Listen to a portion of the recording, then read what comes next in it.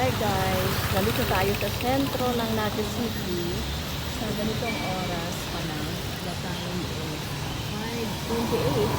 Dumating na po yung mga ibon. Kani-kanina lang, 10 minutes ago, tumingin ako dyan, wala pa po ng mga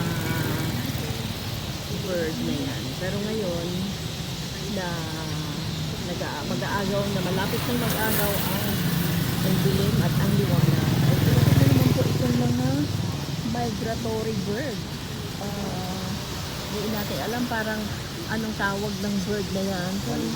Balin sa sayaw. Ay, ang dami-dami po nila. Ang dami-dami po yan. Ayun din. Dito po yan sa city mismo. Every day. Every night.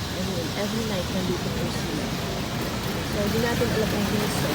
Iniisip ko lang po, maybe because marami